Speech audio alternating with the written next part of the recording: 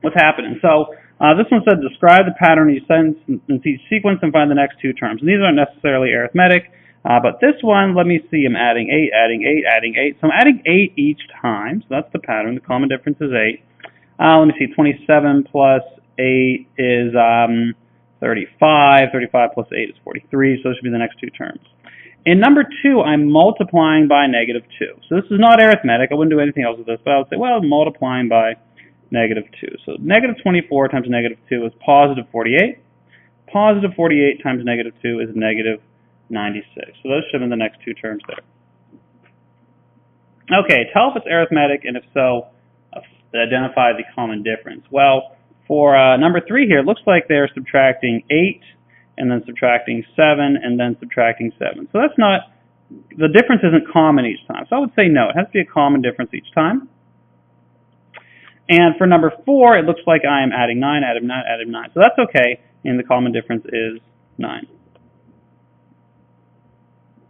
Okay, let me see. Number 5 says write a rule for an arithmetic sequence with the first term of 9 and a common difference of negative 2.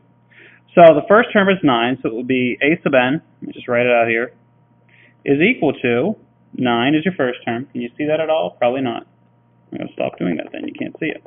But it will be a sub n equals 9 plus n minus 1 times negative 2 at the end. And be sure that doesn't look like a minus 2, so put parentheses around that negative 2 at the end. The seventh term would be 6 times negative 2, negative 12 plus 9 will give you negative 3. So the seventh term should be negative 3. And I just did it in my head, so if I screwed it up, I apologize. But I think I'm right. Number 6, this is going down by 6 each time, so the common difference is negative 6.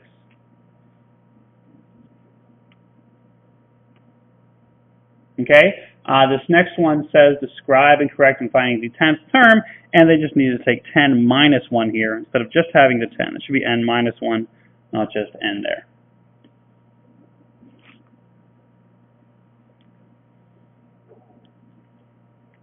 And number 8, well, this is okay because they distributed the d over n minus 1. Now, I wouldn't do that. It makes it, I think it's a little bit more work to do. I think it's easier to subtract 1 than to multiply and then subtract d, but you could do that. They give you the same thing. I just think it's a little more complicated. So that was your lesson check for your assignment.